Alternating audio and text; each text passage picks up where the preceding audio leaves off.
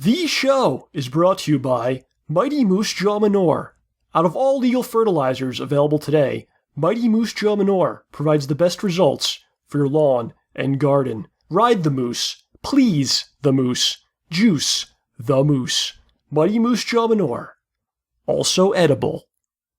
Welcome to The Anomaly, the contradistinct, uncensored, unmonetizable, and deemed unwatchable by the mainstream masses. We are the ones they cannot control and attempt to hold back, but together we form revolution. The Ramborgia. Welcome to John Rambo Presents the show, Stay Ballsy. Don't take any shit from anyone.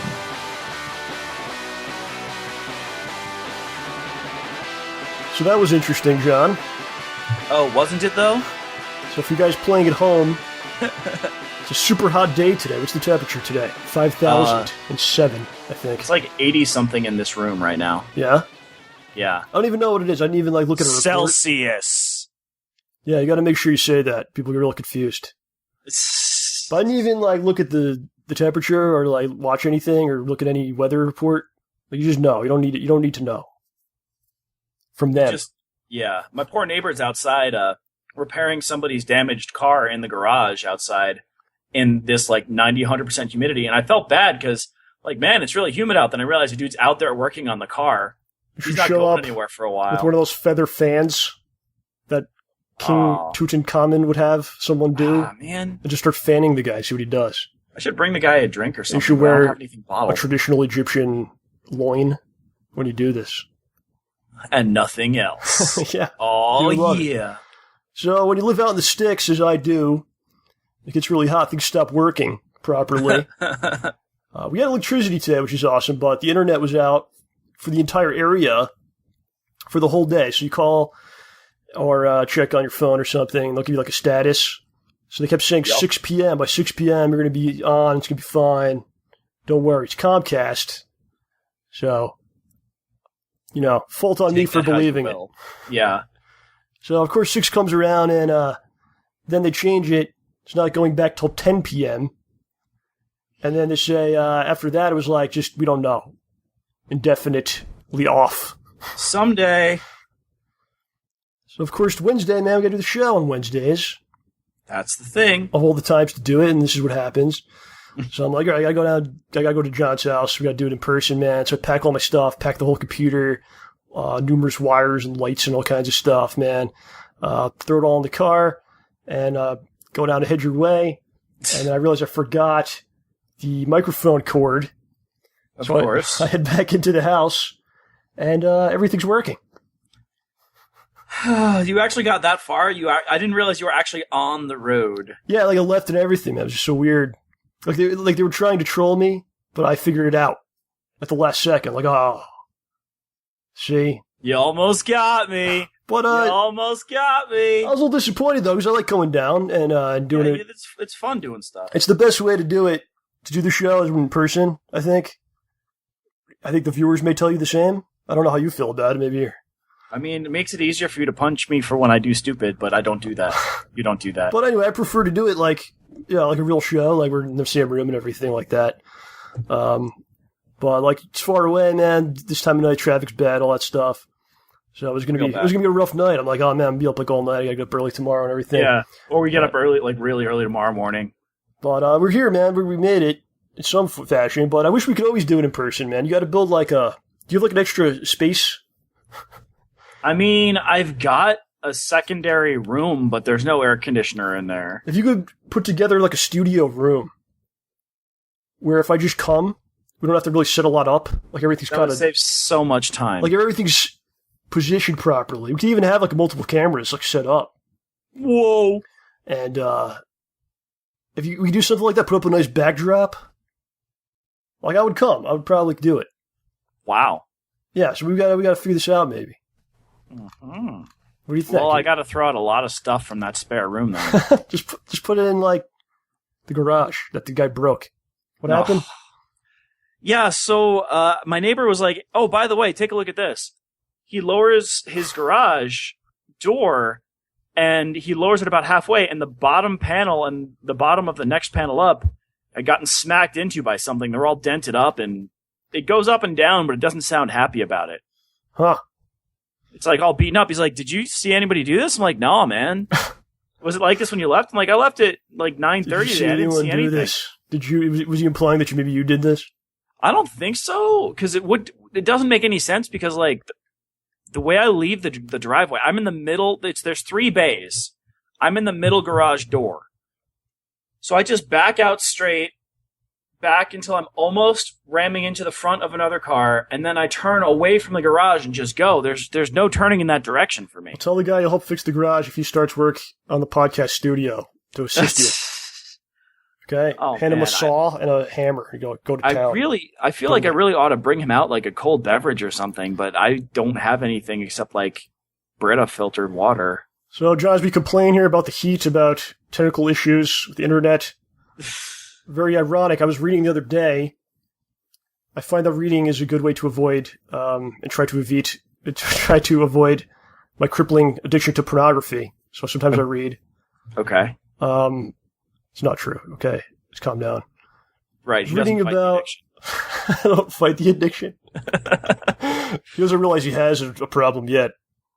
We have to get him in a room. And yeah, that's what you're gonna be like. Hey, come to the podcast studio. I'll show up. It's like intervention. Oh, that's what's going to happen here.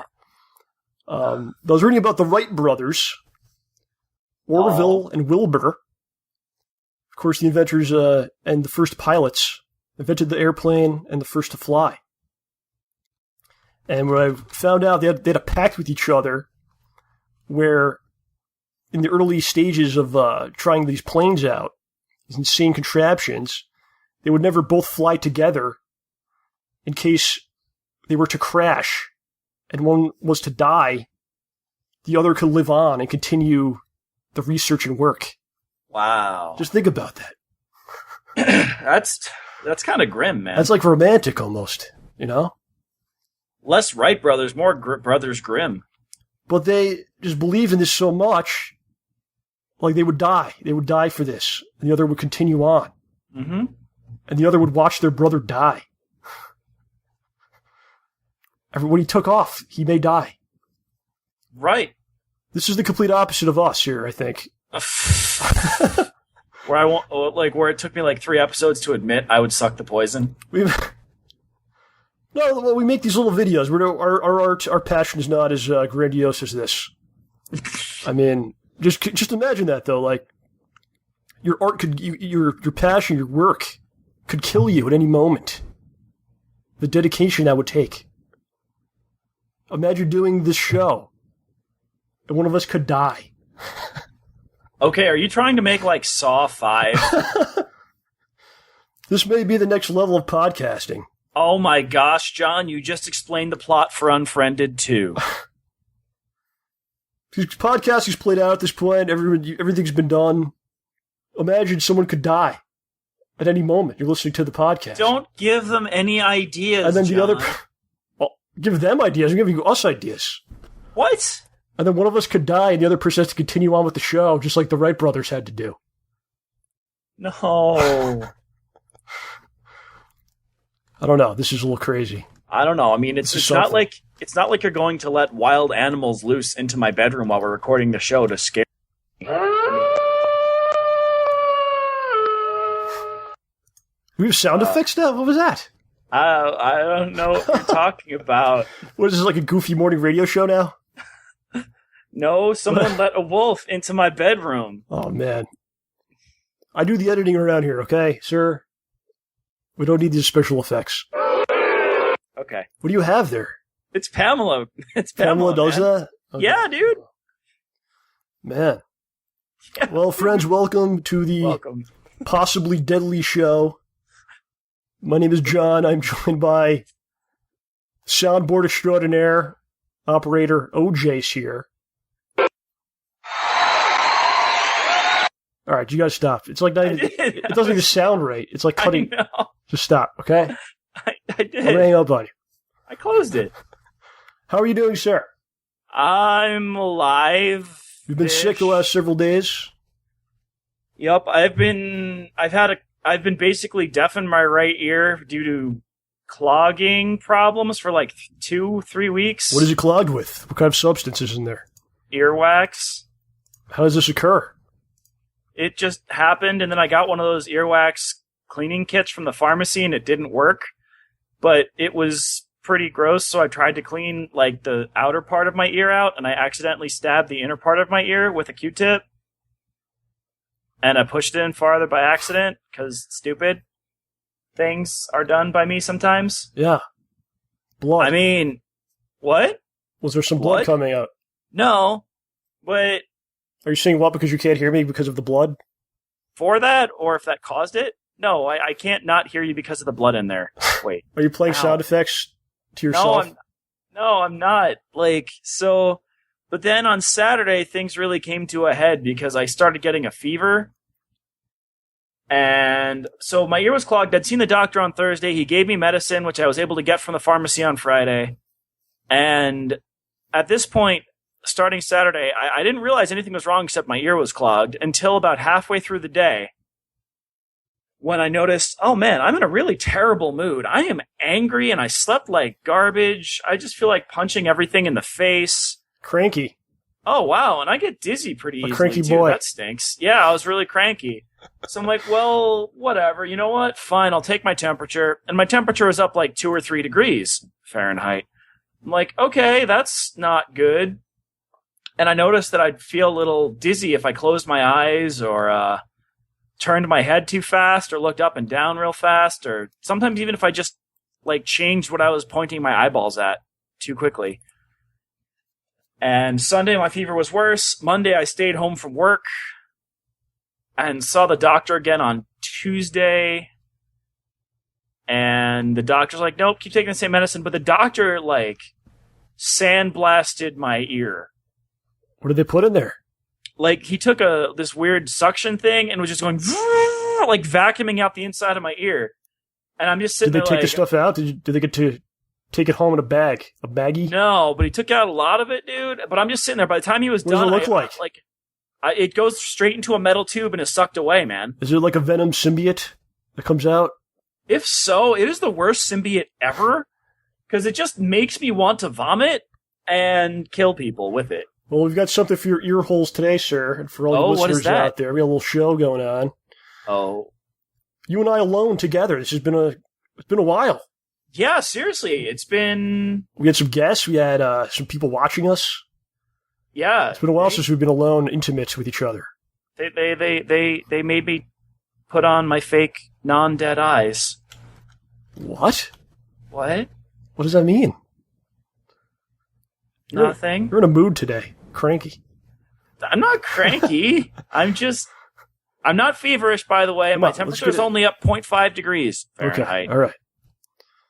So, last week's show was another convention appearance, man. We were at the New Jersey Comic Anime Con. Mm-hmm. Had a very good time. As you call it, the CAC. The CAC, that went over well. Yeah, that joke. It's weird. You would have thought more people would have loved the... Yeah. I love the CAC. I know you do. So, let's get into it. I'll talk about it a little bit and we'll get your take on it. I just want to say that the way I really judge these things more than anything else is if at the end of the day, I know that we tried hard and put in the work, then regardless of anything else, like whether things are executed well or whatever happens, like I'm pretty happy with the idea that knowing, we did our best. I think we did it there. Oh yeah, that was fun. So for instance, there's been videos I've put out that you guys really like, but maybe I'm kind of like disappointed with some things. Or there's also like the flip where like I really like something I did, but maybe like the reaction isn't as big. So it's a weird perspective kind of deal. Yeah. With this kind of stuff, from my end. But anyway, I'm really proud of what we did at this convention, especially after the first convention, which wasn't the smoothest ride, for us to be like, hey, 2 weeks later, like let's pack the car and like we're doing this again. Like move out. Like that's the stuff that makes you better, man. Like that's the stuff that makes you hard. Like you just keep going. Yup. Toughens you up, builds character. That's right. That's right. You would think we'd have enough, but no, we need some more. You gotta thank Howard, man. He took us down. Imagine we had to drive to both of these things too. Yeah, he drove to both of them. Imagine you or I had to drive and do those shows and then drive back.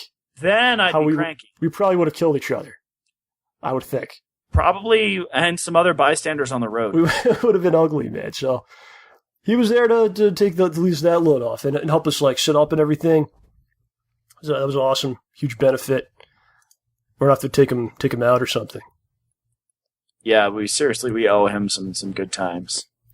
But my idea to do these conventions was to get in front of like an audience that may have not seen us and show them like what we do, and then especially show them Hole Punch, and then possibly get them interested in purchasing one of the discs because we still have not broken even on the discs. Yeah. So our idea for this convention was I'm going to get all these cards made. Basically say, like, today we're doing a panel at 2:15. We're doing this panel. Come check it out. So I'd go up to a lot of people. I know you were doing it too. And we just say, please come. 2:15. We're going to have music. We're going to have, like, all this stuff going on. Please check it out. It's not the easiest thing, so people are kind of shitty about it.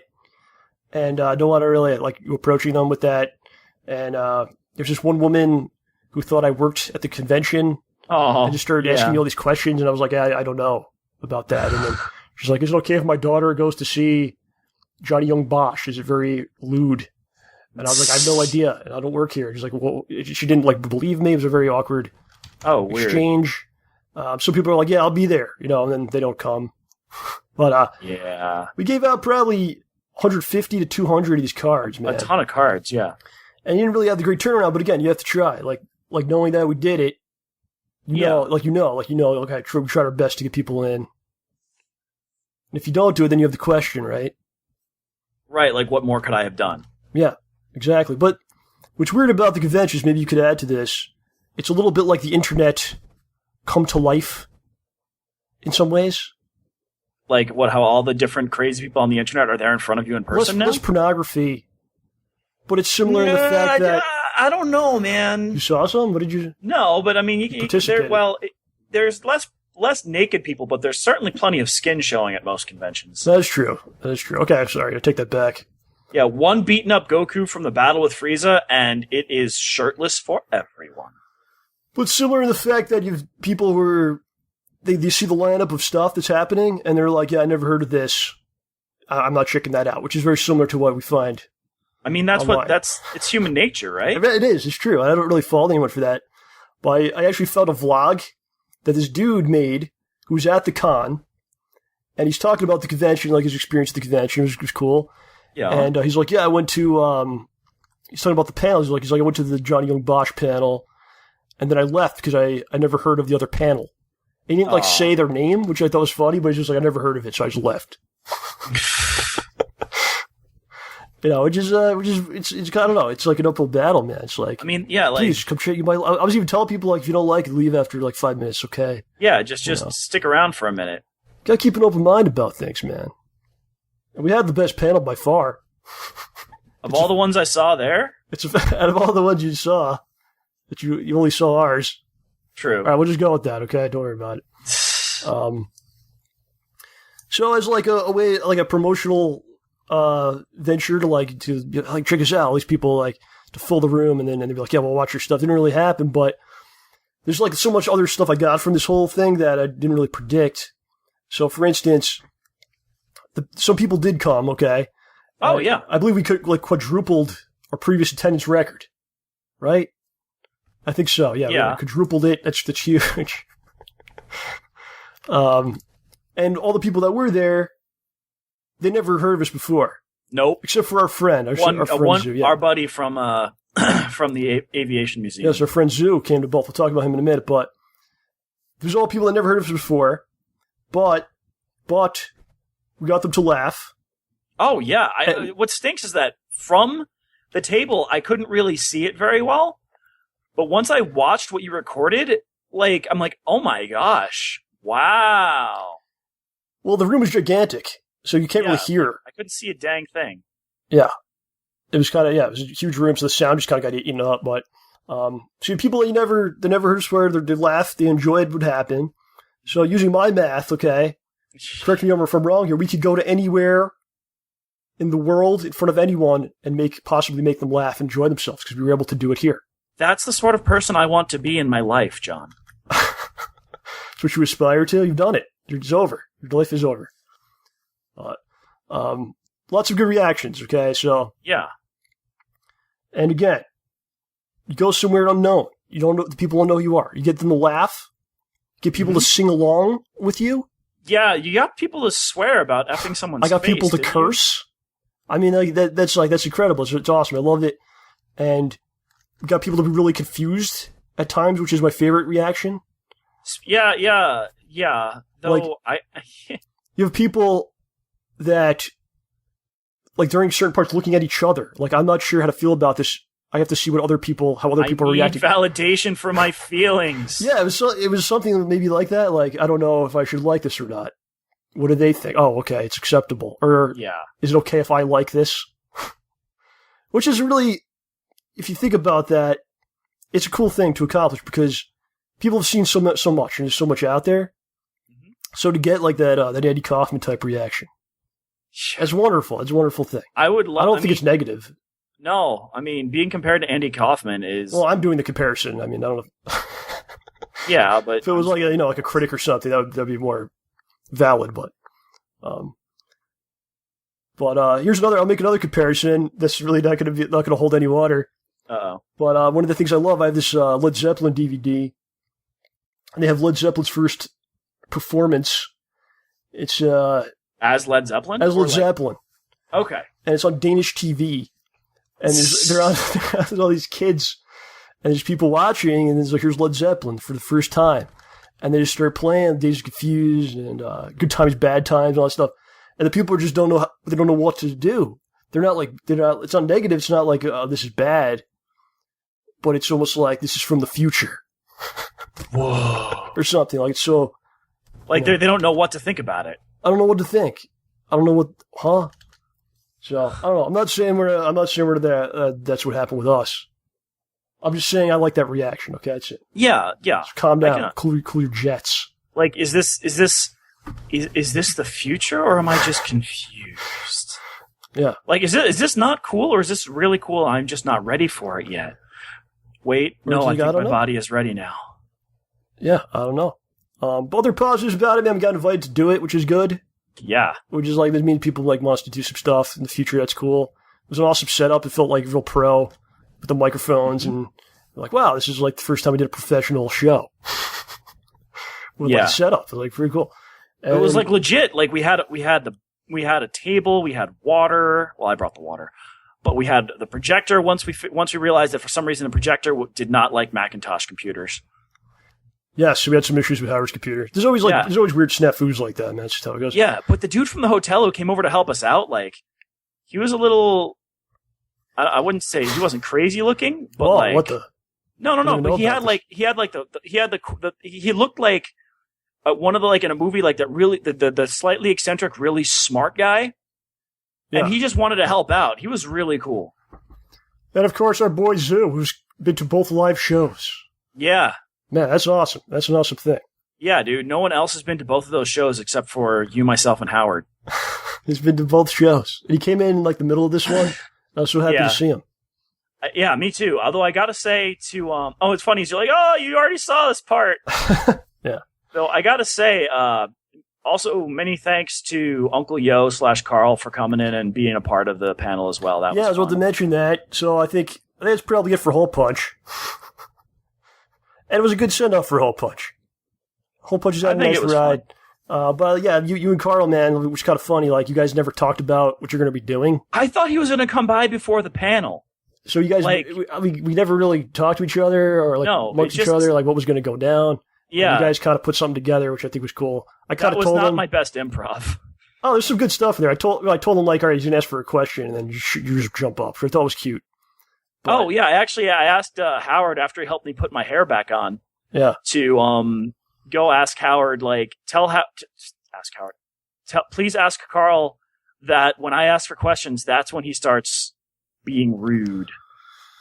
Yeah, but he put all this stuff together, man. You guys, my favorite exchange in there was he puts the glasses on you. Yeah, and then you're like, man with glasses. No, you're like, is this from the Epic Mail?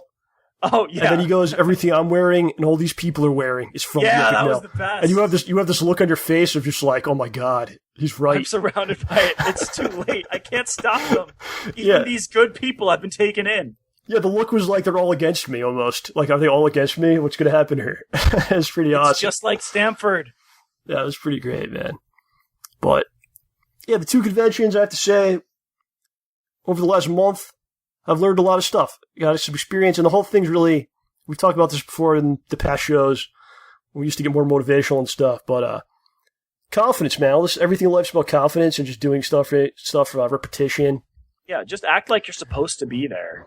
But after you do something a couple times, man, you get better and better and better. And yeah, it's nothing really to worry about. I mean, after the first panel we were getting our bearings. Second panel, we were a lot more comfortable with everything. Now ready to rock, but I don't know if there really is anything coming up. You never know. Yeah, right. I tried to get us into the county fair in the county where I live, and I talked to several people, and I was like, man, I live in the area. We need like an hour. Give us like a little corner or something. It'd be great if you had a stage, but if you give us like a little corner, we'll do our thing here. Give us a spot on the grass. And I sent you the email. She's like, no. She's like, I'm sorry to inform you, we cannot have you here. But please, if you'd like to attend, that's great. I think she said something about her schedule already being set in stone. Yeah, but the schedule's all people they're like bands and stuff from other towns and like touring bands and we're from the town. Like, let's come in, man. Whatever. That's how it goes. Man. We're locals. We've been here for our whole lives. Yeah. And there's actually 2 other conventions we're kind of talking to. We'll see what happens, but the setup that we got now with the cam and the boom mic, we can pretty much do it anywhere, man. We did it at the lake. So we can do this pretty much wherever we want to go. Yeah. It's good stuff, man. It was, with the setup we've got now, yeah, we can just throw ourselves out there. There were some, I just want to miss some awkward moments. I love these when this stuff goes down. What do you mean? So just these awkward moments. These things just stick out in your mind. I'll probably remember forever, man. So the first convention, good times. Appreciate that they had us, let us come in there and do that whole thing. But just like those little things, man, like they made us pay to get in, like the last second. Yeah, that was kind of ridiculous. And then they put us in that classroom, like up in the attic, middle of nowhere. In the middle of nowhere, no one could find. So that's like the kind of stuff I'll remember, man. And there was a moment at this one, and again, I'm not knocking the cons, man. We appreciate, letting us do our thing there. We're an unknown quantity, so they're not going to give us like the best spot. But at this one, there's a funny moment. I don't know what was going on here. I don't really know. But you were talking to Carl on the hallway, and then the dude from the convention comes in, and he's like, "Okay, Carl, the lunches are ready." And then Carl's like, "Okay," and they go off into like this separate room where they have like catering for like certain people could get the catering. Yeah, we were not invited. Special guests. We were not invited. So it kind of reminded me of the story Sylvester Stallone told, where he was an actor on some set, and they break for lunch, they bring out the food, and he goes to grab the food, and they're like, no, that's for the actors. And he's like, well, I am an actor on the show. And they're like, no, it's for the real actors. Whoa. It wasn't as bad as that. It wasn't as bad as that, but that's just the stuff, man. It's just stuff like that, it's tough stuff. I find it funny. So, I don't know, maybe someday we'll with the lunch. We'll have some lunch. It was okay. We got our own lunch with Dave & Buster's. Oh, right? Yeah. And when we found out one of the dang Mario Kart things was busted. We broke a Mario Kart, Dave & Buster's. And the Daytona USA would give you 8 seconds to pass the card to the next spot. Yeah. So we couldn't all play together. Oh, then we got to eat at, what is it, Tony Romero's restaurant with the zombies and everything, Tony right? Romero. Dude, did you eat at Tony Romero's restaurant? No. It was Cesar Romero's Joker restaurant. Come on, man. Oh, that would be amazing. I would totally eat there. Dude. So there you go. Convention, man. We'll see what happens next. Where will we be popping up next? I got a lot of cool feedback from people on Twitter, like come to Texas, come to Alabama, come to here and there. So I'd be down to take a trip at some point. Yeah, dude. Who knows? Who knows what goes down? Get us invited, man. Get us to pay for our airfare and hotel and food and strippers and everything. And we'll be anywhere. Could we have the lunch, please? That'd be appreciated. You're 4th of July. 4th of July was some food. You were sick. You didn't have any... I didn't realize I hadn't gotten terribly bad yet, but I basically spent the entire weekend and Monday sitting at home playing Puzzle and Dragons and watching Arrow. You started watching Arrow? Yeah, I'm on episode 17 or 18 now. Wow. Yeah. What's your experience like with the Vigilante? You mean the Hood? Hood. I don't know. It was okay. It's pretty good. I mean, it's some parts of the show are a little weird. So what is, there's like 24 episodes or what? I think so, 24 per season. Okay. Roughly. The last couple in that season are really good.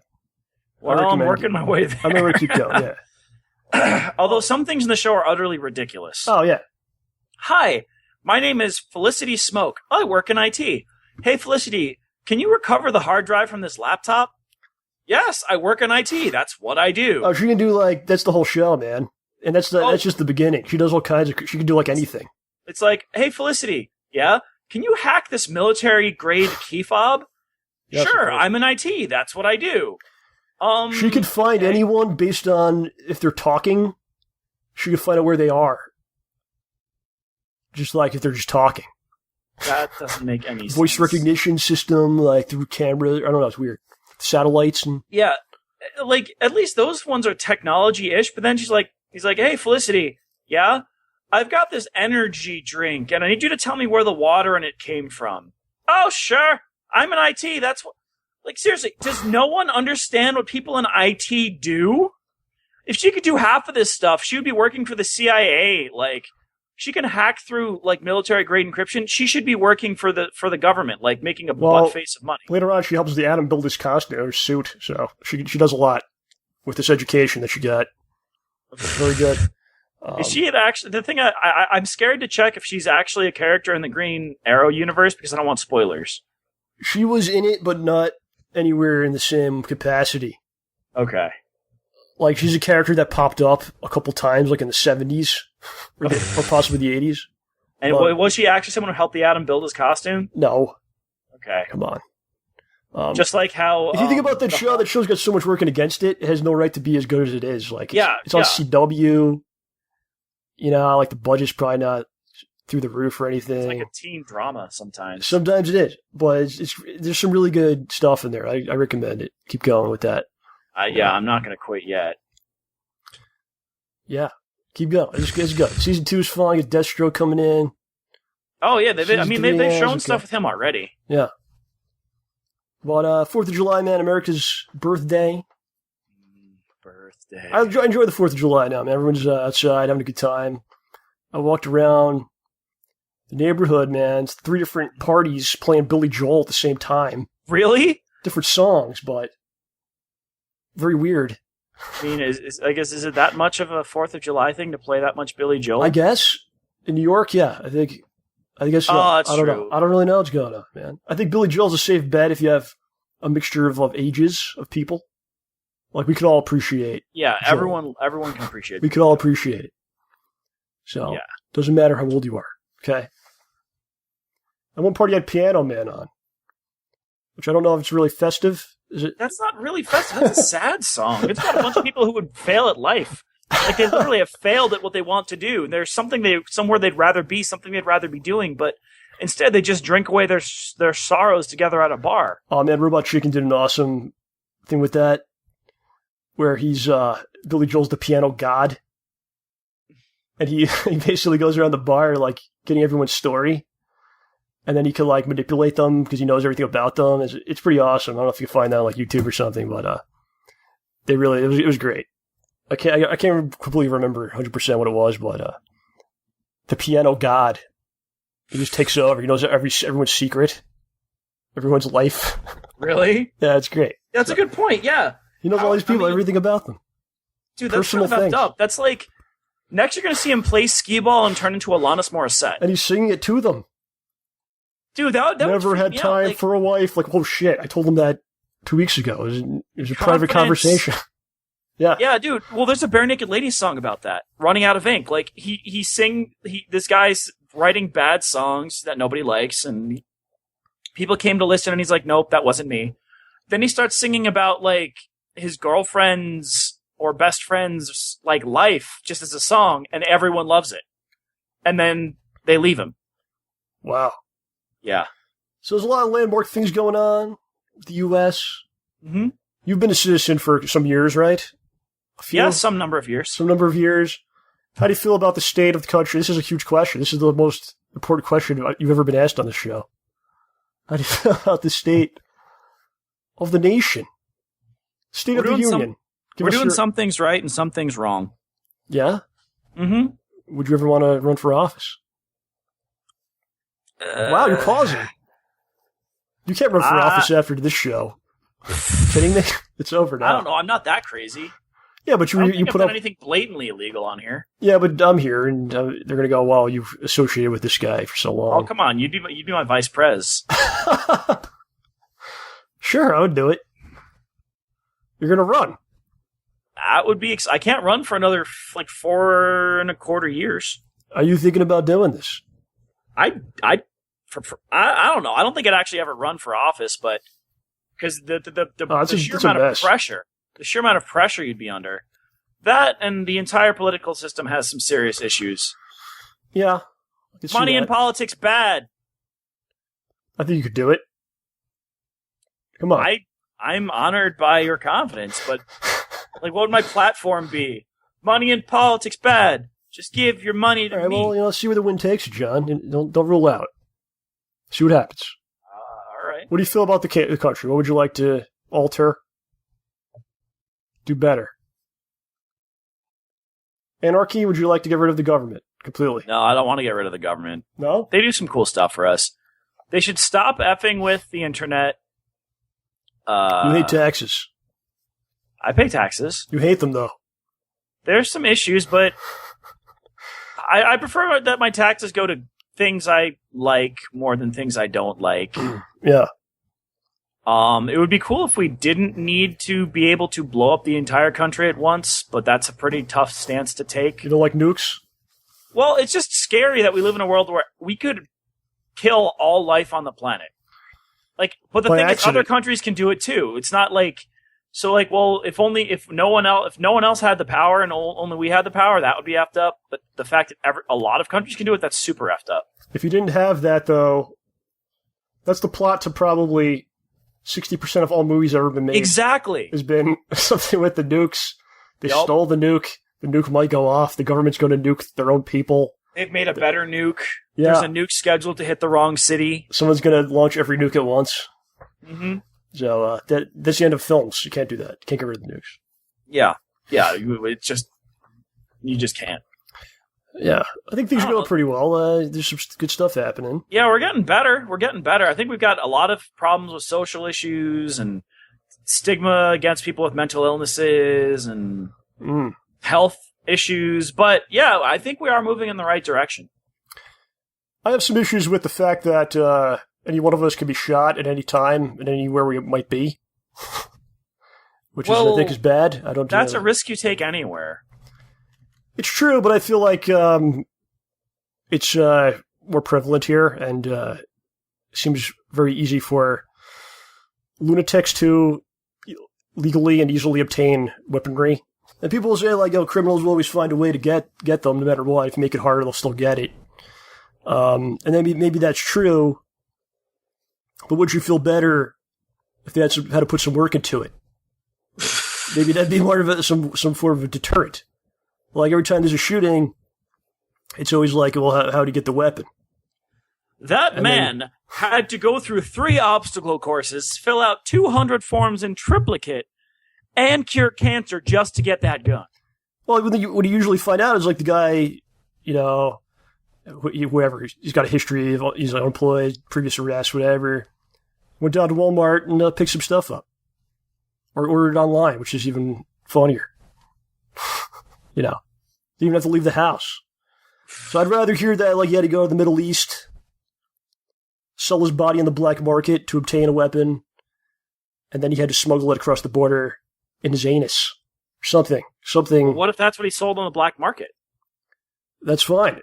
Make it a little harder. That's all I'm saying. Okay? I gotcha. Anything else to say about America? Well, I mean, I have a little list here of some stuff relating to America here. Why the United States of America is the best. Ever! Yes, tell us. I don't know. Have you heard of a little thing called the Internet? Yeah, we help with that. Deal with it. The United States of America has the highest ratio of United States citizens to non-United States citizens who in the world. Think about that one. Not only that, but we work too hard and don't have mandated government-required vacations for people throughout the year. Yeah, we're that awesome. We will work ourselves to death to bring you McDonald's and Starbucks and Walmart, which are all courtesy of us because we're that good. Oh, we've also got Hollywood, something for drug-addicted famous people to do so they don't do it on your lawn. And we get 4 seasons per year. We don't get all of this just, it's hot or it's cold. We get all 4. Yeah. Now, people usually celebrate for the 4th of July. Everyone gets all 4? In America, America's got all 4 seasons. Everywhere in the country does? Not everywhere, but we got it spread out enough that we got them. We claim them all. Try dealing with that. Like New Zealand, where it's just... America is bigger than nice. Stamford, Connecticut, John. I don't know if you know this. There's more outside the walls. No, America is the microcosm right around me. Okay, fair enough. That's what it is. That's the entire country. I accept it. Nothing else matters except for me. Acceptable. Now, if you want to properly celebrate 4th of July, you need to have 3 pies. A red berry pie, a blueberry pie, and a coconut cream pie, and you eat 1 slice of each every hour. You wake up at midnight and eat straight through midnight. No, that's not what you do. But honestly, if you were going to celebrate the 4th of July, you know what I think would be really appropriate? People usually eat American-style foods, right? Hot dogs, hamburgers, stuff like that, barbecue. You know what I think would be a more American-style meal? You just pick maybe 12 to 20 to 50 different cultures and get 1 dish from each of them. Just have a big buffet with a ton of people, right? So you've got like authentic Chinese food, fake American Chinese food, Japanese food, British food, Irish food, Spanish food, Peruvian food, like a little bit of everything. Because that's really, when you think of America, man, we're a country of immigrants, right? You sound like you just want to eat a lot of different foods. Shut up! That is not the point. It seems like you're bored with the cuisine that you usually get, and you just want to have a lot of choices. I was going to get to Belgian chocolate, Swiss chocolate, and French chocolate, and French pastries, and Italian pastries. No, but seriously, I think that would be a really cool 4th of July celebration. Just food from a ton of different regions in the world, because seriously, we've got people from everywhere here now. It's true, man. That's what makes it great. It's a great place. You go outside and you meet people from all over the place. Yeah. I mean, that would be a really good 4th of July celebration. The prior jokes aside, which I hope came across as jokes. Don't hate me, I'm not racist. What the? Jingoist. Okay. Although I honestly don't know if we have the highest ratio of United States citizens and non-United States citizens, because there's a ton of us, but what if you went to some rinky-dink country that has 10 people in it? And there's 20 college students? No, that's racist. Okay, well, you know what I mean, right? Like the dude with the oil rig, right? Uh-huh. The dude with an oil rig country that he just kind of bought this island and said, nope, this is my country, and it's a country now. Like, you went there with 20 college students. You now have 20 college students to 1 guy. Okay. Is that ratio higher than United States citizens to non-United States citizens in the United States? I don't know. Are they so all that women? might not actually be a fact. Is it mostly women? What's the female-to-male ratio? Oh, gosh. I need to find out and see if Let us know. We need the stats on this island that you've found. Yeah, seriously, because around here... You discovered this. It's roughly 50-50. Uh-huh. Tip the scales in your favor. If that's 16 to 18 or 20 to 15 or 20 to 10, I gotta get over there. All right. Need all the help I can get. Yeah. Gotta love American, man. It's our home. It's been here a while. got its faults, just like everything does. Mm-hmm. Like San Andreas. Well, there's a lot, sometimes people get bad rap. A lot of people are doing the right things, do what they got to do. For every crazy person who does something horrible in another country, there's like 100,000 awesome people who never meant to hurt you. What the stats? Is this similar to the island that you mentioned? Yeah, I really don't know. All right. I needed numbers. Fair enough. Some stuff going on. Kickstarter. Uh-oh. I gave to a couple of Kickstarters over the last several years. Oh, yeah. And stuff is starting to come alive now. First of which, this is like 2 years ago, I think I put some cash down for this. It's the Death of Superman Lives documentary. It's finally coming out. And I'm very excited about this. I think actually tomorrow I can watch it on the digital copy. Will be available to me tomorrow. So I'm going to check that out. Of course, is about this failed Superman movie in the late 90s. Tim Burton as the director. Nicolas Cage as Superman. So, this is something I always heard about. And to finally, I guess he interviews Burton, he interviews, everybody involved with this. Wow. And they all actually talked about it? They opened up? They all got it. They really got really deep into this.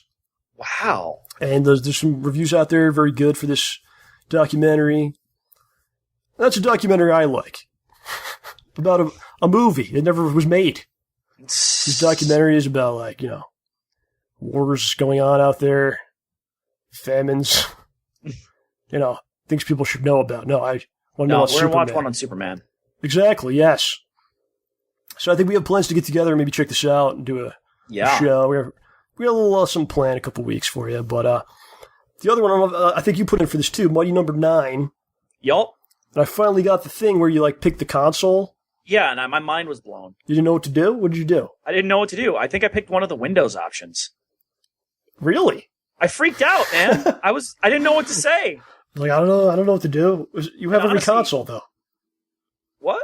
You have all the consoles. You could have. Yeah, I know. I should have done it for the Wii U, but I just freaked out, man. What was the problem? You can change it, by the way.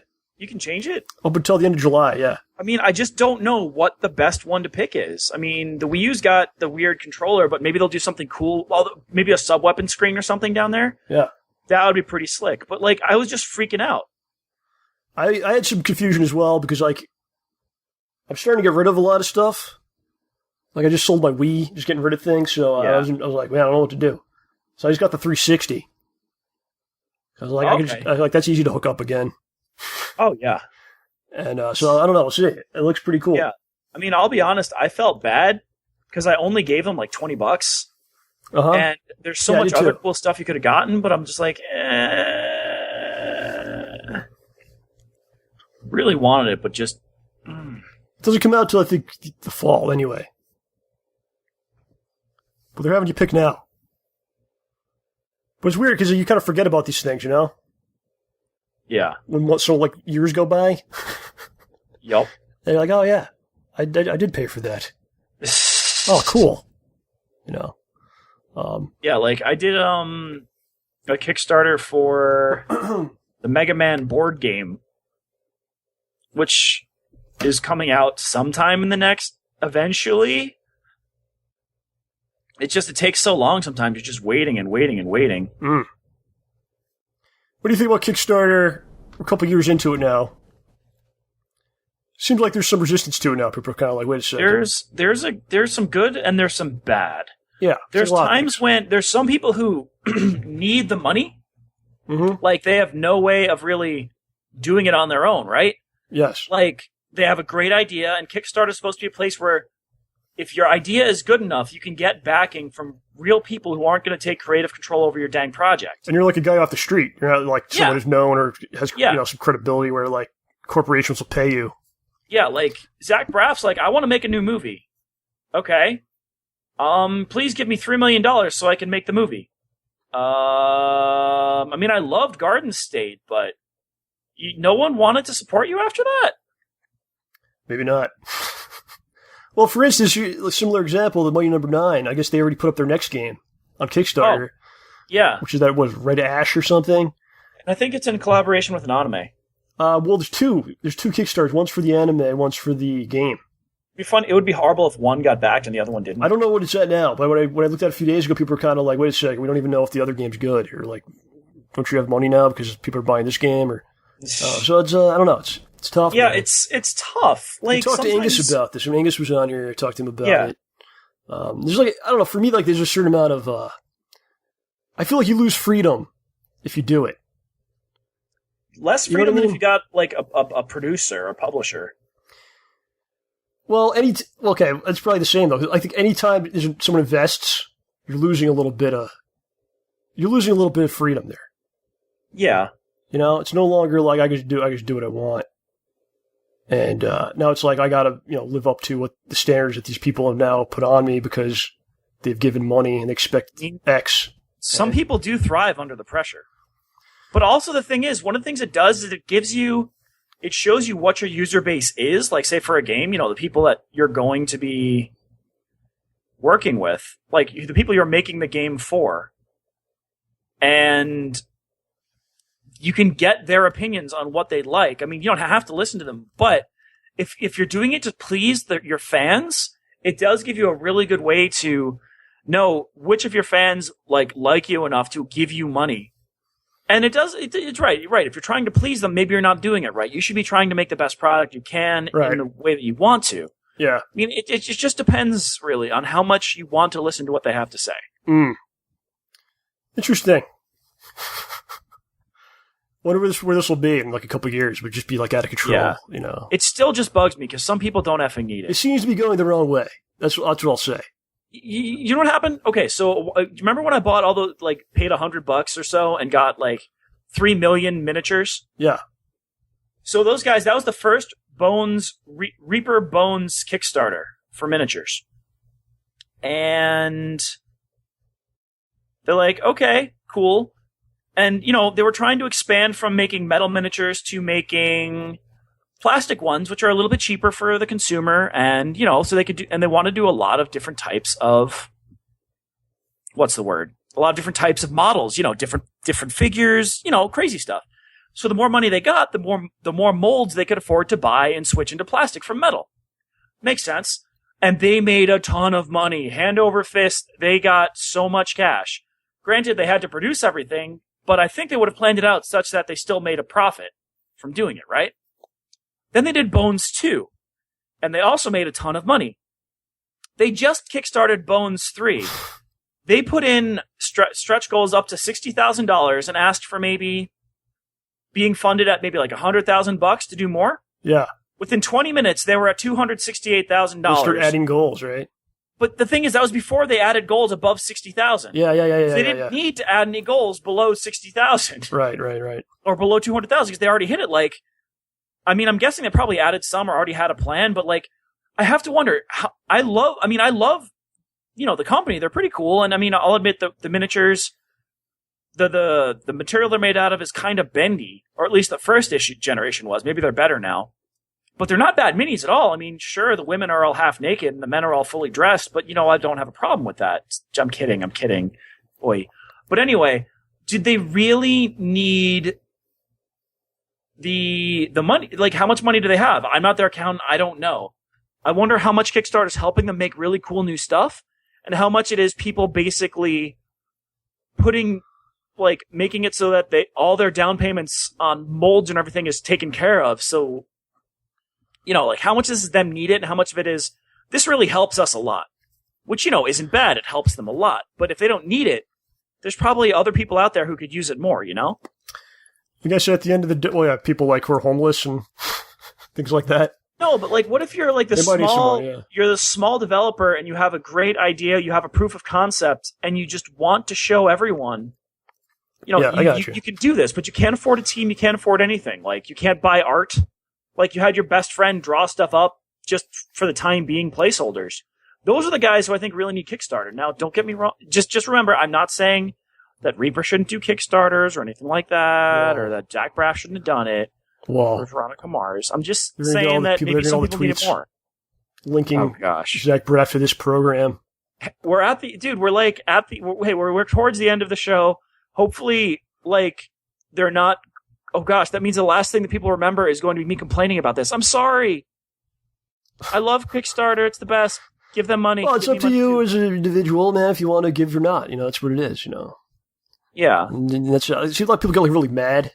Yeah. A couple times. They've gotten really mad at a few of them. It's like, man, okay. Maybe it's not for you. Yeah, no one forces you to give. That's no one forces you to give. You're trusting these guys, maybe, Yeah. It's almost like the expectation's higher because of it than if it just came out and you bought it. Yeah.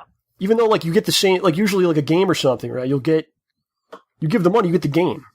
Yeah. So it's similar to just buying the game. Yeah. But it's just, the way people look at it is like, I'm an investor and you screwed me or something. I don't know. Weird.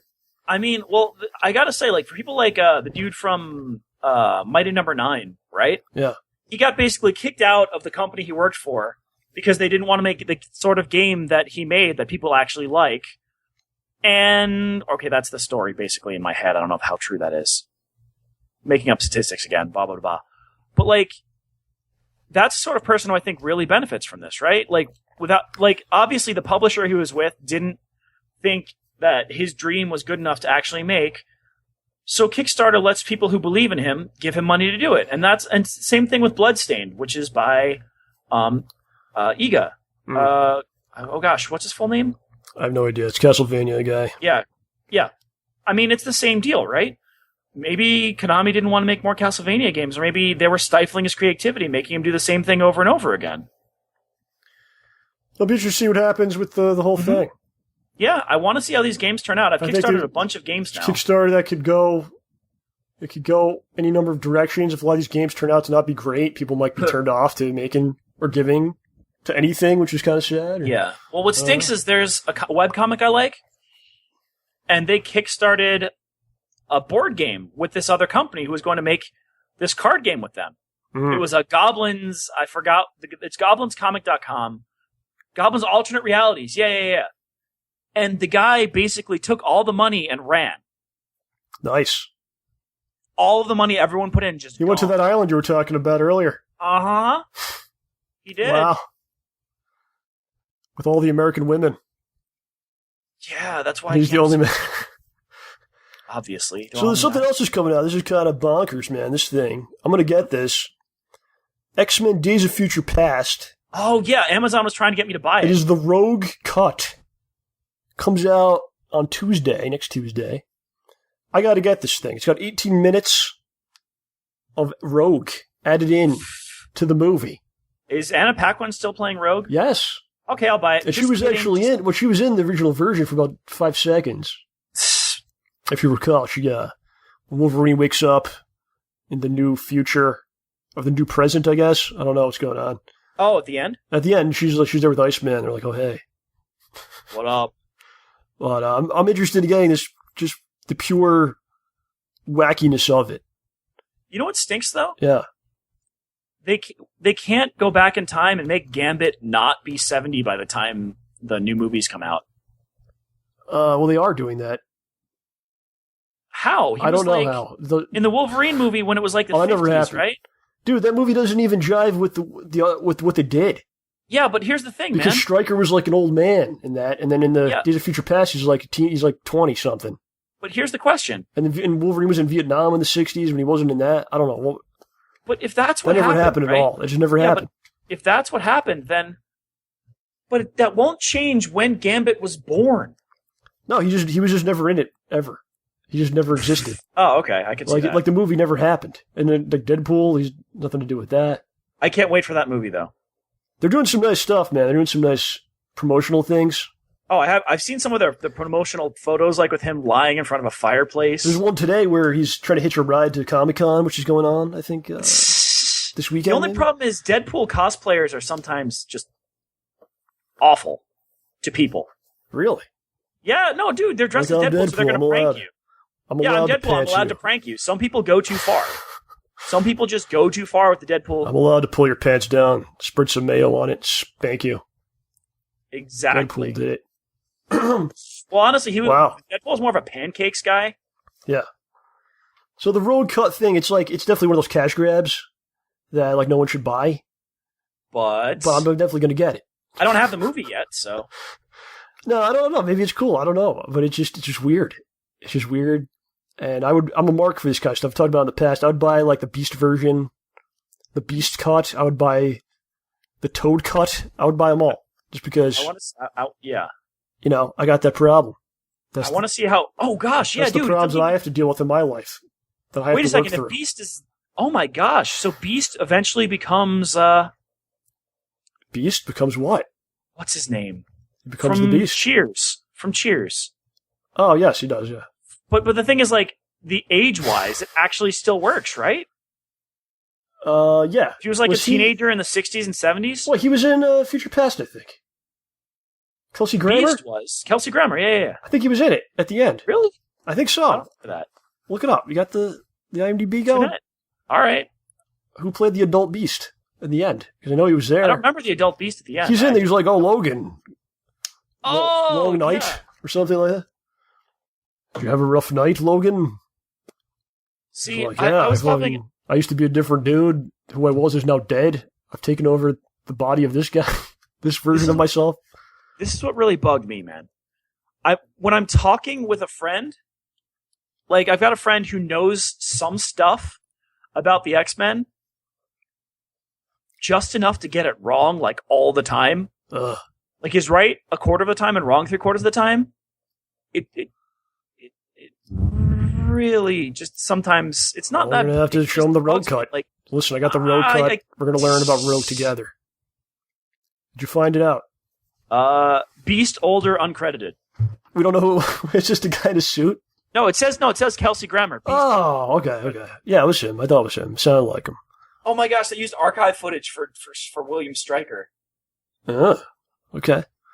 So speaking of DVDs and Blu-rays and stuff, man, I got so much of this stuff. I don't know what I've been doing with my life. As I mentioned before, I'm trying to get rid of some things. Mm-hmm. But I just go through them like I have so much stuff. How did this happen? Where's the money? Where did it go? Who has it? I need it back.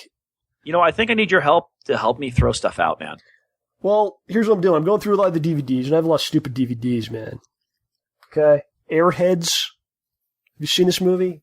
Yeah, dude. Adam Sandler and Brandon Fraser go bust up a radio station. What's a radio station? It's a good movie. I'm not gonna lie. I have that. Do I need a copy of it, though? Guess not. Let's see here. Let's go through Blades of Glory, School of Rock, Tropic Thunder, many Jack Black movies. Why do I need these? All kinds of stuff, man. So I've been going through and just kind of ripping them to a hard drive, which takes forever. But I'm just doing it, and then I'm trying to sell them or try to just throw them out or something, because I'm just getting buried in things, you know, and just games. And I'm going to keep all the classic games, but I don't know, I got a ton of stuff. What do you have that's interesting? Interesting? Like stuff I'd want to get rid of? Just no, not even that. Yeah, well, like you're going through things, you're like, why? Oh my God. Why is this here? I have every video game I've ever owned except for a couple of sports games. I have some of your games. I'll give back to you. Medieval, which I need to get another copy of. I hate myself for having traded that in so much. And my copy of Final Fantasy VII for PC is at Craig's house in Wilton, Connecticut. But I got StarCraft in exchange. We would just go buy things. Oh, yeah. We would just search for certain things. And it was almost like a trophy. I found the rare thing. Look what I got. I found the rare, man. I found the rare. And I got some rare, I got some concerts and things like that. Some rare wrestling tapes and things like that. Like at the time, you're like, "Whoa, I got this," and I was just like, "Oh man!" But people may not know. You think of us as a duo. We were once a trio, a threesome. We had another friend by the name of Corey. Yeah. We're going down this road now. Who lived in our neighborhood. So where John lives, I lived in the neighborhood, and then this dude lived in the middle of us. And he was a cool guy, man. Went to high school with us. And thinking about this guy, he was an influential figure. As you get older, you can look back and go, that was an influential figure in my existence. Yeah. And he was, because this dude got me, I don't know what you could say your piece on it, but he got me into a lot of things I didn't even, like, never saw before, I didn't know about. Dreamcast?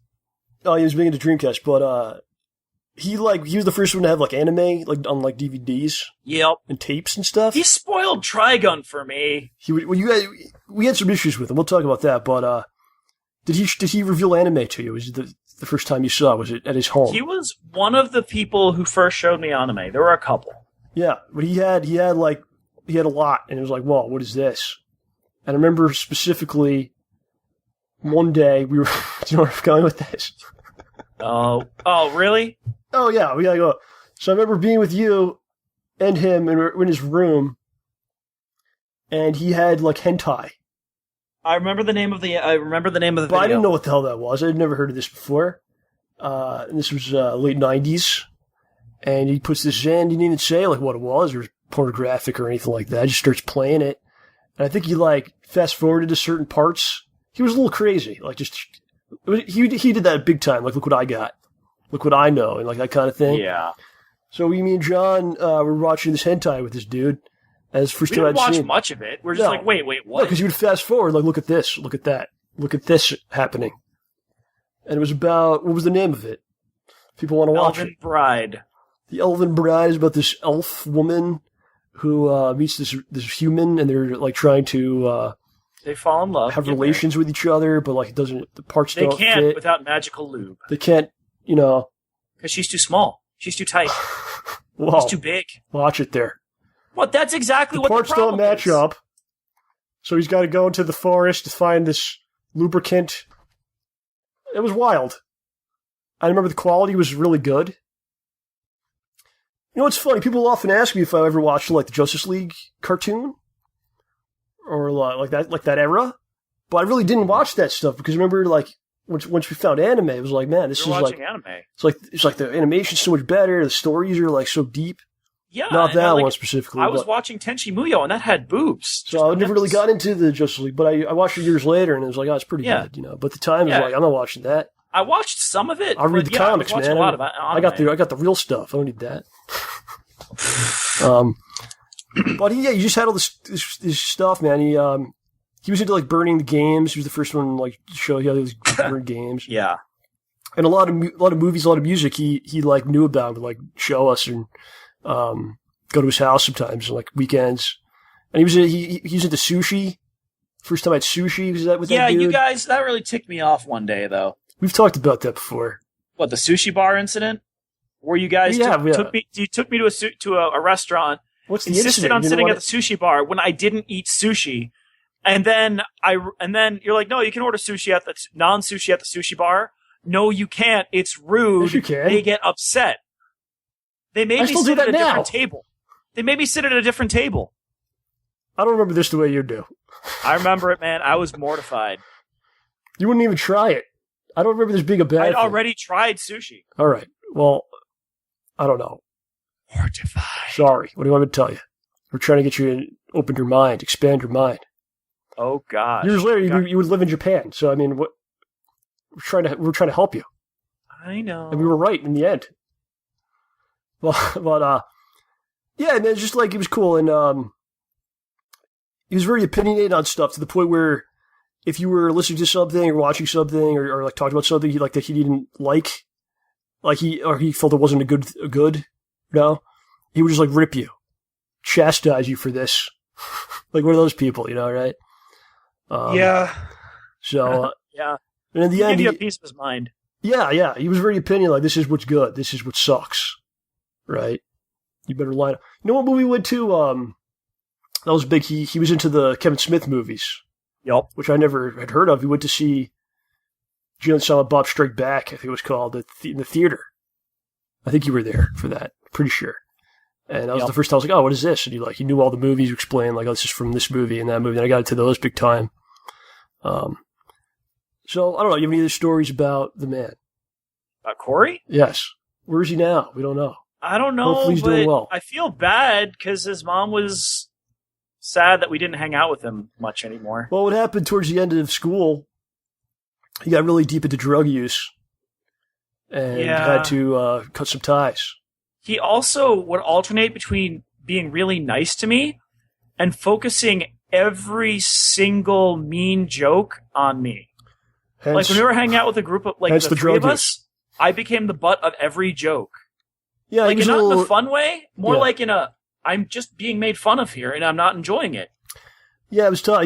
Like I said, he was tough at times. Yeah, like my birthday came it. around though. If you're doing something he doesn't like. Yeah. Like my birthday came around. Yeah. He bought me a ton of stuff. I remember we went to play. We were like in an arcade. We were playing some game, and he was just like ripping on both of it. Why are you playing that? Remember this? Like Marvel vs. Capcom or something. Like, I don't know. Hence the drug use. But what did he give you as a gift? Do you remember? Oh, dude, he gave me like F-Zero for the Super Nintendo. Like he gave me like 4 or 5 really good Super Nintendo games and one terrible one. That's a joke. Yeah. And he was nice about some stuff, but I remember he lent me one of his Dragon Ball Z tapes. Mm-hmm. Like the first movie with Gotenks in it, when I'd never seen Gotenks before. Oh man. And I'm like, dude, I didn't get a chance to watch it. This was the first incident of me doing this to somebody. I didn't get a chance to watch it. Take it back, please. No, keep it until you watch it. No, please take it back. You lost it? I didn't get a chance to watch it, and I lost it. Oh no. Yeah. Well, yeah. He's the guy who took us. Oh, I got one for. Yeah, sure. Yep. He's the guy who took us into Chinatown to go buy bootleg VHS tapes. Yeah, he was tapped into a lot of things. He just got out of control. We couldn't. I remember I bought like one of the King of Fighters games. He was like just ripping me. Why'd you get this? More like Sling of Fighters. Yeah, so it was never a thing where it was like we're not going to talk to you anymore, like a definitive. He just kind of faded out, but it was mostly because he just got into that whole thing and hanging out with people and doing that, and that was a long time ago, man. That's a year, so long ago now. But I was happy to, it was good times. Sometimes I reminisce. I mean, all the other. Hopefully he's out there doing well. Yeah, that's what I hope too. I mean, I haven't really spoken. We did a lot of stuff. Yeah, we go to Chinatown. We go to the Palisades Mall. Go different places, and it's good times, man. Yeah. Oh yeah, and I heard there's some Comic-Con thing going on this week. I don't really care. We'll find out about it later. Yeah, there's a bunch of stuff happening. There's a couple things I noticed. Daredevil Season 2 is already being filmed. Really? What a surprise. That big pile of money. Well, it's a good show, though. It's a great show. It's amazing. So, yeah, there you go. They could have the money. Like, if you put on a good show, you could take the money. Here's the money. No, I'm saying, like, I got a copy of Airheads here. Of course they're going to make more. I got Tropic Thunder here, okay? Hey, Tropic Thunder was hilarious. That's what I'm saying. If they can have my money for Tropic Thunder, they can have my money for Daredevil Season 2, okay? It's a good show. Yes. Well, it looks like they got Punisher coming in. Wait, what? A movie? No, he's going to be on the Daredevil show. Oh my gosh, if they spin him off to his own super gritty, I shoot everyone show, that will make me so happy. And they've casted Elektra, which, we knew was coming. They should cast the same person who plays Huntress in Arrow. Really? Because that would be hilarious. Just confused. I think a lot of these actors, they're like exclusive.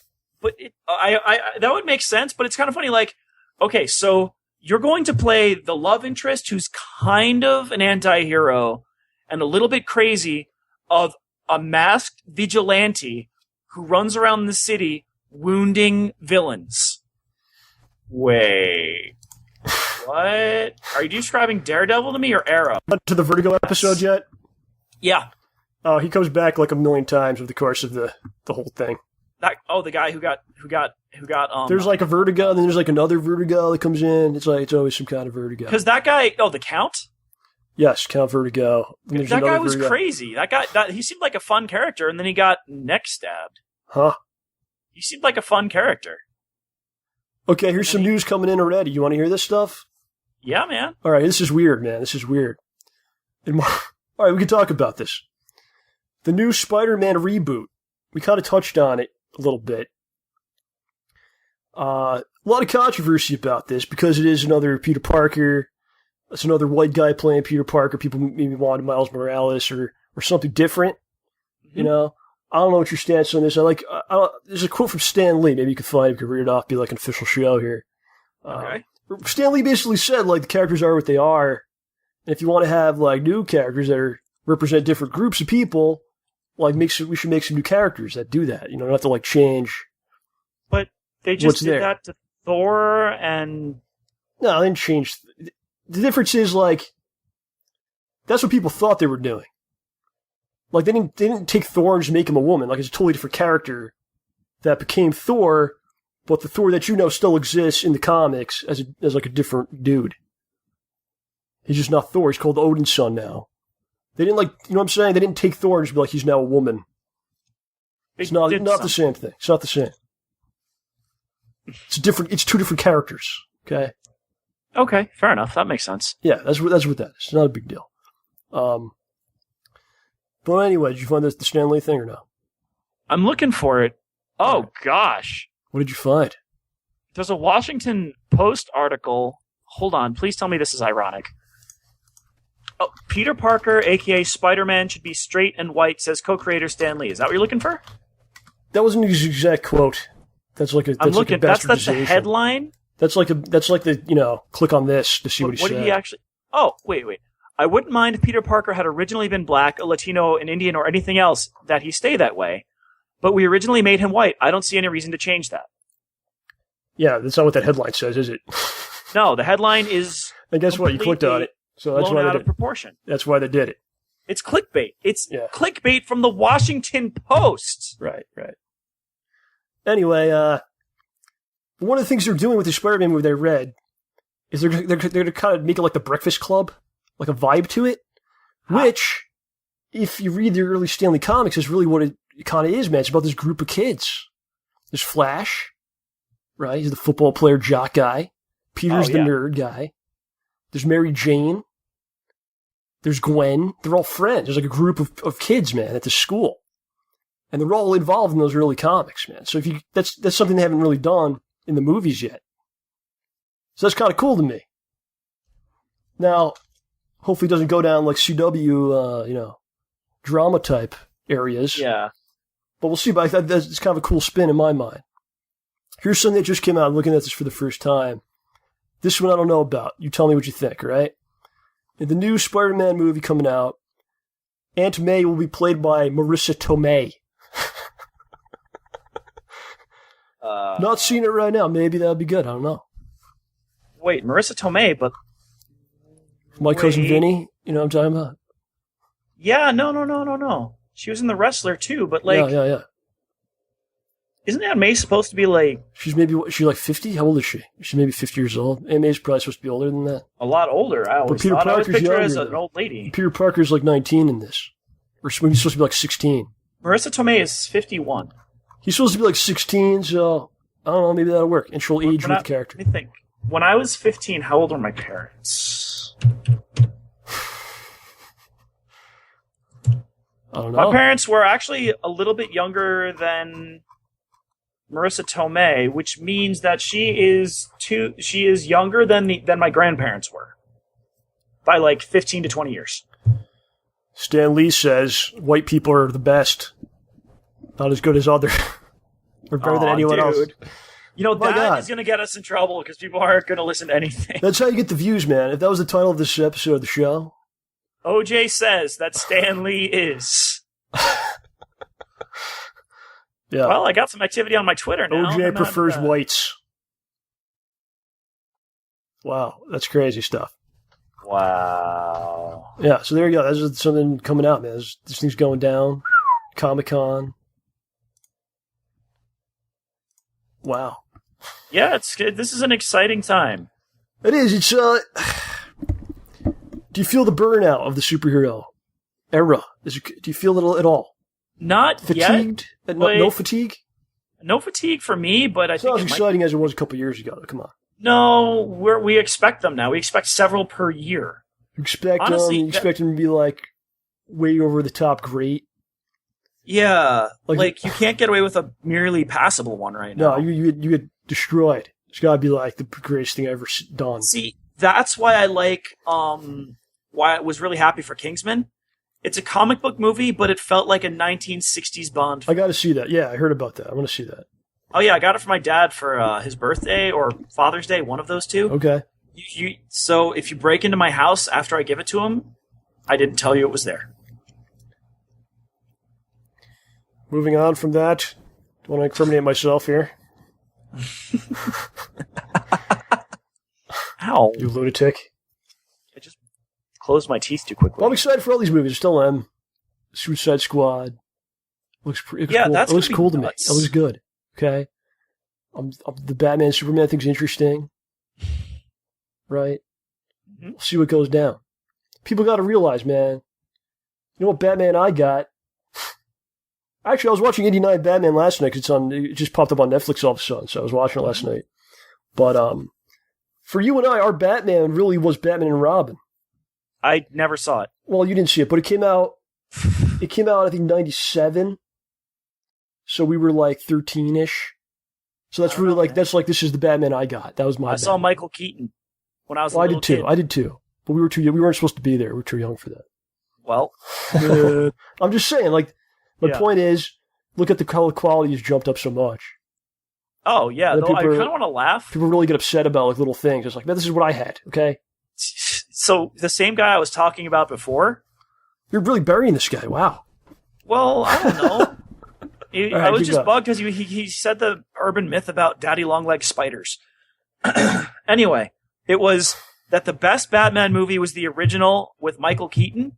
No. And then I'm like, dude, 1960s Batman, did that not happen? You're going to get me in trouble now because I'm going to start burying 89 Batman. It's not Batman. I was watching it yesterday, so it's fresh in my head, okay? Yeah. He's not Batman in that. It's this weird stuff in it. He tries to kill, he turns the dude into the Joker, Jack.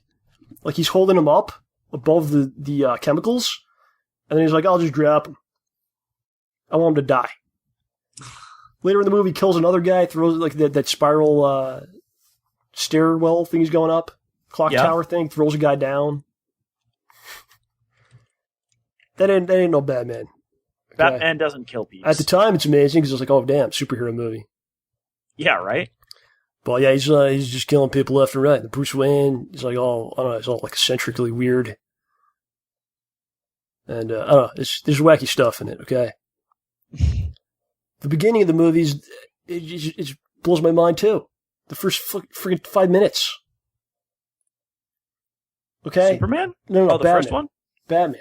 89. So it starts off with two parents and a small kid, and they're walking through the city. And you're like, is this Batman's? Is this the Waynes? What's going on here?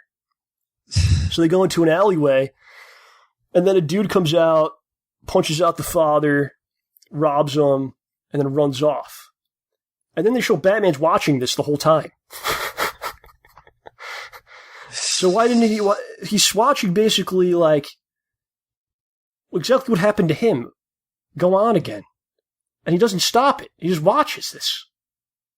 Okay, sure. So then they show the crooks, man. They're counting all the money they stole from this guy. They're sitting there. Batman shows up. He just stands there. They shoot him like 3 times. He allows them to shoot him. But then he's got the rubber suit, so he gets right up. And he just like grabs one of the guys and he tells them, tell them I'm around or something. Like, just like scares him, tell the other crooks. But it's just very un-Batman-ish. You know what I mean? The whole thing. Yeah. But again, for the time, it's good. It's a good time. There's really great scenes in there. The Joker. Some of his stuff is weird. You don't really even know what he's trying to accomplish. He's like, he starts off as a gangster, turns the Joker, and he's just like, I just want to maim people's faces, make them look like jokers. I don't really know. But there's some awesome scenes, man, with him, like just really, really cool stuff. But there you go. There's a little rant on 89 Batman. Some movies coming out this summer so far. I've enjoyed everything I've seen so far. Yeah, I haven't seen anything bad, which is kind of upsetting. I have not seen Terminator. I would like to see it. Hopefully, I saw it. You did? Yep. And it wasn't bad? Oh, right. You just said we didn't see anything bad. It was entertaining. Yeah? There were some serious issues. Okay, I gotta check it out. Hopefully this weekend we can talk about it. I'm a big fan of the first movie. And the second movie. Oh, good. The other one's not as much. I actually watched Salvation a couple days ago. I was like, I don't even remember. Were you there with me when we went to see that? The power went out at the theater? No. Yeah, we went to see Salvation, and halfway through the movie, the power went out. And then we got our money back, but then, like, I never saw the rest ever. So a few days ago, I'm like, all right, I'll check this out. Not the best. Oh. But I like Terminator a lot. I like the universe. I love the first movie. The future scenes, there's, like, these purple lasers. And just the sound effects. It's just awesome. Purple lasers. That's what they're shooting at each other. The red lasers and the blue lasers from G.I. Joe finally got hitched. That's what it is. Skynet combined them. Hmm? Is it worth checking out, or should I not go? It was bad. I'm looking forward to it. Anyway, all the other stuff I saw, enjoyed. I saw Avengers twice, man. Mad Max, really good. Jurassic World, enjoyable. Jurassic World was stuff, really enjoyable. Fun stuff. What was your issue with Jurassic World? You kind of touched on this. You felt it was anti-science? Well, it wasn't a bad movie. It was just like, I just keep seeing all these movies that have scientists being so bad. Bad science. Weird science? Bad science. Do you think it's like, well, even the first movie, I guess you can make the same argument, right? Because that was the whole character. Goldblum's whole character was like, you can't manipulate nature. Nature finds a way. Don't mess with nature, stuff like that.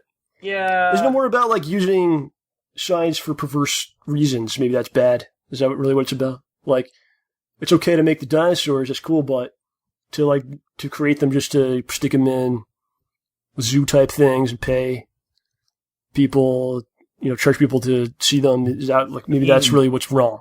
I think the real thing should have been what's the word? Velociraptor. The monetization of these creatures. Yeah. And the fact that they're and the fact that they are doing things to these creatures that might not be necessarily chill. Like, we're going to manipulate this creature to be a killer of everything. Ha ha ha. You don't see any problems with this. Yeah. Yeah. Well, it's like we're going to make this thing just so it's like bigger, scarier, so that people will pay to see it. So I guess that's the type of science that's bad. If you were like, we're going to try to make this creature like improve something about it that will help its life, it will live longer because of this alteration. Maybe that's okay. Or what do you think? Is it just don't do science? We got. I have a hard time believing that's what Spielberg's trying to tell us. It's not what he's trying to tell us. His whole thing is like, I want a scientist to do something right and save somebody with science. You want Bill Nye to be dude. In the Super Spider-Man movie. Yeah, like Bill Nye saves the Zicken Day with like redox reactions. Chris Pratt. Not scientific enough. No. There's no science in that movie at all anyway. Yeah. I mean, come with some of the stuff. They're like, yeah, let's, we gotta get the T-Rex, man, to fight this thing. And then they're like, the T-Rex just doesn't care about causing problems. Because the whole time in my mind, I'm like, well, they gotta deal with the T-Rex now. What are they gonna do? It just wanders off. It is like, he just walks by them. He's like, it's cool. We're friends. Yeah. There's no science in that. Don't worry. I wouldn't look at it like that. Okay. There's not even any science. There's no science to criticize what they did. But anyway, Ant-Man's coming. Are you excited about the Ant-Man? Yeah. Oh yeah, dude. They're gonna crush it. Are you being sarcastic? No, I'm making a pun. Oh, crush the ant? Because ants usually get crushed, so I said they're gonna crush it because that's an ant-related. I'm with you. It's a little loose there. But I'm with you. No, I think it could be good, especially if it seems like they're gonna make it a little funny. I got high hopes, man, especially what they did with Guardians. Yeah. I heard a couple things about the movie, which I think sound pretty cool. I guess there's there's a couple different like guest appearances and things like that, maybe, which might be cool. So, yeah, man, we'll see what goes down. I guess our plan is to do a show coming up in the same room where we discuss Antman, as well as I think we're going to watch the Death of Superman Lives documentary. And that's fun stuff, just to like watch things and then talk about what you saw. Very easy. Hey man, remember when we saw that thing? The stuff? Yeah, I saw the thing with the stuff and too. And you have like a big important opinion about it. Much easier than actually like making things of your own that other people can criticize. But it's fun. It's a good time. So we're going to do that. It sounds like a nice day. I think you guys are going to enjoy hearing us tell you whether we enjoyed. Here's an article, man. We'll take us out with this. I'm going to get your take on this, man. I don't know if you heard about it. Basically, there's a company in the U.S. that made a giant robot. Oh, yup. There's a company in Japan that's made a giant robot. The company in the U.S. has challenged the Japanese company. Mm-hmm. It says here, Japanese company Tsudobashi Heavy Industry has accepted the challenge from U.S. rival Megabots to a giant robot duel.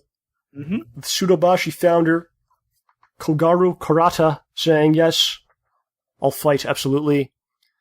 Karata, who designed and built Tsudobashi's 4-ton mech robot, said, we can't let another country win this. Giant robots are Japanese culture. What I love is that they're like, you can't just take a robot and stick some big guns on it. That is such an American thing to do. Yes, it says unfortunately, neither company has offered more details about when or where this may take place. But hopefully the two sides will follow through to some degree. Karata's response to Megabot's challenge also upped the stakes, with the Japanese designer asking if the duel can be fought as a physical melee rather than with the Megabot Mark II's paintball guns. Karata says, come on guys, make it cooler. Just building something with huge, sticking guns on it, that's super American. Yeah, okay, you got it better than I did. No, that was the exact quote, so. I think, like, this sounds cool, but I think if people actually watch this, there probably wouldn't really be too much going on. I feel like, because people are going to be expecting, like, Gundams and I've seen fighting the Power Rangers. Yeah, I think it would probably be something like that, maybe. But Mayweather Pacquiao does, 2 million buys on pay-per-view at $100. The robot fight, can it do the same? What do you think? A robot fight, that would be pretty sweet. But that much money? I mean, I have to wonder how much it costs just to make the robots, and if they're going to make the money back. I think they're doing it for fun. And for, a ton of publicity, man. Oh, so it's not a Kickstarter thing? I don't know. I honestly don't know. We've basically become a show where we just, complain about people making money. We're just people make money. What's up with that? Have you heard about people who make money? Where's all the money? What's the deal with that? Why don't we get money? Ken has? I keyed. I happy. All right. Some reviews for Antman just came out. Let's see. No, don't. No. No. Oh, wow. The entire script. John. Very interesting. You're crazy with this stuff. You don't even watch the trailers, man. What goes on? You want to really take it in? Yeah, man. Okay, sure. It's your right to do. I think it's going to wrap us here, man. All right. It's a wacky show today. I don't know what was going on. Oh, gosh, yeah. And the internet stayed going for the entire... Oh, my gosh. We ran long. It did die at some point, but I think we're okay there. Okay. Weird show all over the place, man. I don't even know what was going on. But there it is anyway. Well, it was good times. You enjoy yourself? Yeah, it was good. This was a good episode. All right. It was a great episode. OJ says it's going to do it, man. I'll be back next week. Get some things lined up for you. I've been working on some things. We're trying to get some songs together and make some things. Make some things again. I like things. Because doing the shows, the live shows, kind of relying on a lot of previous work. I'm kind of like, we got to make some new things. So we'll see how that goes. Yes. All right, Johnny, say goodbye to the beautiful people. Everyone, have a wonderful week. We'll catch you next time. Thank you for listening. This has been a production of STAYBALLSY.com, the best in free and optional entertainment. Have a pleasant evening, and remember, stay ballsy. Don't take any shit from anyone.